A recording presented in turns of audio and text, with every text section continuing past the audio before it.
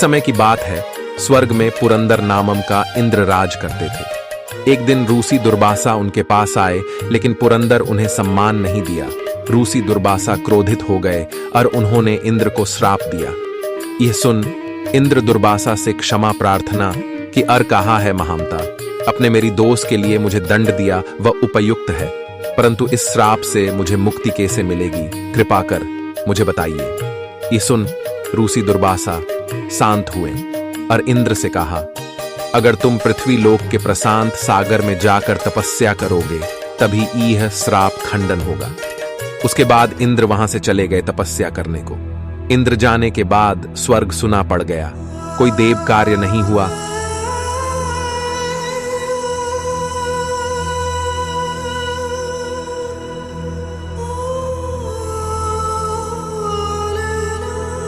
और इंद्र की अर्धांगिनी देवी सच्ची बहुत मायूस हो गए और प्रभु से प्रार्थना कि केवल इस समस्या का कोई हल निकाले। ये देख नारद मुनि सोच में पड़ गए और इसके उपाय के लिए वह परम पिता ब्रह्मा जी के पास गए और उन्हें सारी समस्या बताई। ब्रह्मा जी बोले कि मेरे पास इसका कोई भी उपाय उपलब्ध नहीं है। देवर्षि नारद वहां से चले गए और भगवान शिव को समस्या बताई, उन्होंने मना कर दिया। उस पश्चात भगवान कृष्ण वहां प्रकट हुए और परम पिता ब्रह्मा जी भी प्रकट हुए। कृष्ण ने कहा, हे मुनीश्वर, क्या दुविधा आ पहुंचा है जो आप इतना चिंतित हैं? नारद मुनि ने उन्हें भी सारी बात बताई। भगवान तुरंत उत्तर दिया कि भूलोक में नोहुस नाम से एक राजा है जो प्रजाबंत, न्यायबंत और सत्य का सेवक है। केवल वहीं अब इंद्र बन सकते हैं। भगवान कृष्ण ने नारद मुनि को आदेश दियो और नारद मुनि भूलोक में राजा नोहुष के पास पहुंचे और उन्हें कहा कि हे राजन, आप मेरे साथ चलो, आपको स्वर्ग का इंद्र बनाने का आदेश स्वयं भगवान ने दिए हैं। यह सुन राजा नोहुष अपने पुत्र को राज सिंहासन पर बैठाकर स्वर्ग के यात्रा पर नारद मुनि के साथ निकल पड़े। वहां पहुंचने के बाद राजा नोहुष के मन में अहंकार और गर्व का आग झुलसने लगा। वहां पुरंदर इंद्र की अर्धांगिनी देवी सच्ची को देखा और नकारात्मक सोच उनके मन में जात हुआ। उसी वक्त नारद मुनि वहां पहुंचे और वह नए इंद्र से कहा, आप तो अब इंद्र बन गए हैं, अब आपको कैसी फिक्र, अब तो आप सबसे ऊपर हैं। ये सुन इंद्र और भी अपने को बड़ा माना। ऐसे ही कुछ दिन बीत गया। एक दिन फिर से रूसी दुर्वासा स्वर्ग में पहुंचे और इस बार भी नोहुष ने वही गलती की। तब रूसी क्रोधित होकर नोहुष को यह श्राप दिए कि जा, जैसे तू मुझे अपमानित किया वैसे ही तू पिशाच बनकर अपमानित हो।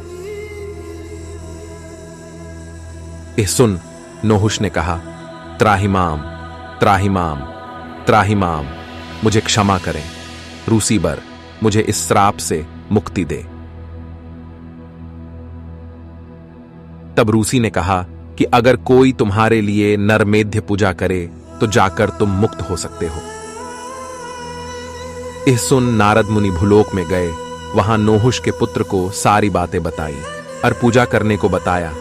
पूजा का नियम यह था कि हवन कुंड में एक ब्राह्मण संतान को आहुति की तरह डालना होगा। राजा ने सारे ओर खबर पहुंचा दी और यह भी प्रचार किया कि जो भी ऐसा करेगा उसे 100 स्वर्ण मुद्राएं प्रदान करा जाएगा। इसुन एक सेठ ने बहुत खोजबीन करके एक 12 साल का ब्राह्मण संतान खोज निकाला और उसे अपने साथ राजा के पास ले गया। राजा को देखकर बच्चे ने बहुत मिन्नतें किया कि उसे वे छोड़ दें। राजा का मन भर आया और कहा, ठीक है तुम जाओ। यह सुन नारद जी बोले, है राजन, आप ये क्या करने जा रहे हैं?